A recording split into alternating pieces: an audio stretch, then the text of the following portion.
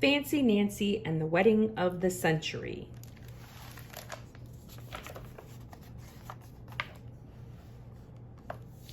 Weddings are always such glorious occasions. Occasion is a fancy word for special event.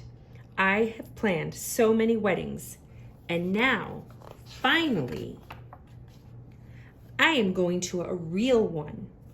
My Uncle Cal called. He's getting married. Bree has been a flower girl twice. Right away, she asks lots of questions. Will the guests come in tuxedos and long gowns? Will it be at a fancy hotel? And most important, will you be the flower girl? I am almost 100% sure of that, but Uncle Cal wants everything to be a surprise. All we know is the bride's name. It's Dawn, I tell Bree. Dawn is a fancy way of saying sunrise. With such a fancy name, the wedding is sure to be fancy too. The wedding is 2 weeks away. I dream about it day and night. I am packed long before we leave. At last, the big day arrives. Off we go. I may shut my eyes for a moment or two to get a little beauty rest. Ooh la la!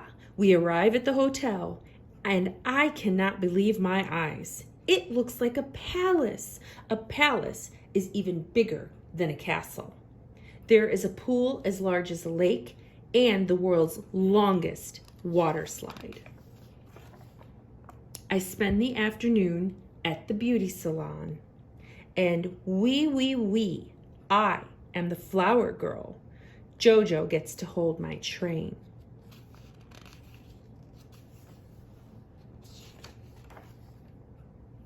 At the reception, which is fancy for party, there is a band and a DJ. We all dance the night away. It is the wedding of the century.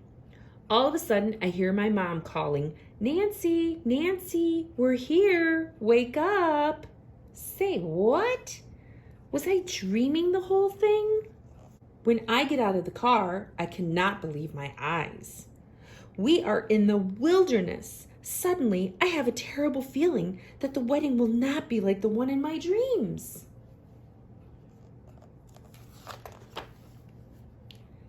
I'm the flower girl, right? I ask Mom. No, it's just the bride and groom, she says. My mom explains that Uncle Cal and Dawn want a wedding that is informal, non-traditional. I realize right away those are fancy sounding words for PLAIN, plain. But I get to stay up until midnight at the reception, I ask my dad. Actually, the wedding is in the morning, with breakfast after. My dad rubs his hands together and smacks his lips. Pancakes. Breakfast. Breakfast is the least fancy meal of the day. I try very hard to conceal my disappointment. That means I won't let anyone see how unhappy I am. At least there is a water slide. Jojo and I meet Dawn.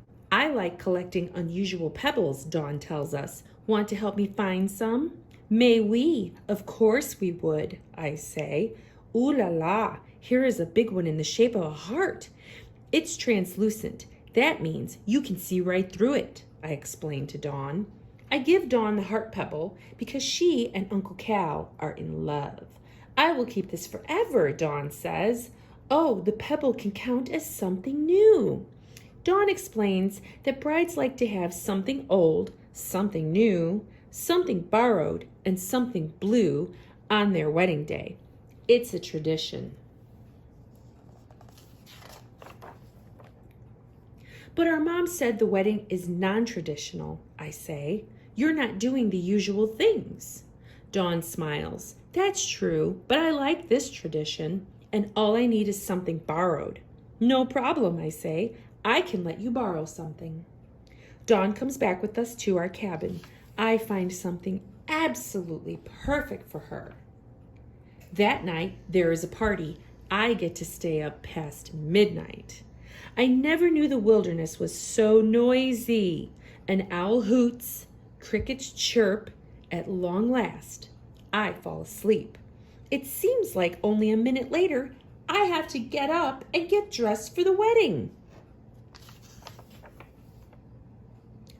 Of all the guests, I am the fanciest by far.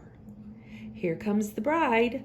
Dawn is beautiful. She's exquisite, breathtaking, ravishing. Can you guess what she borrowed from me?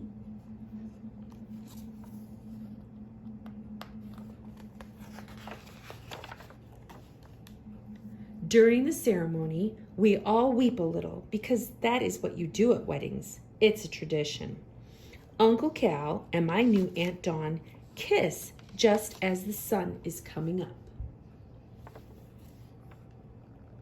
I've changed my mind. There's nothing more glorious than a non-traditional wedding. Last one in is a rotten egg. The end.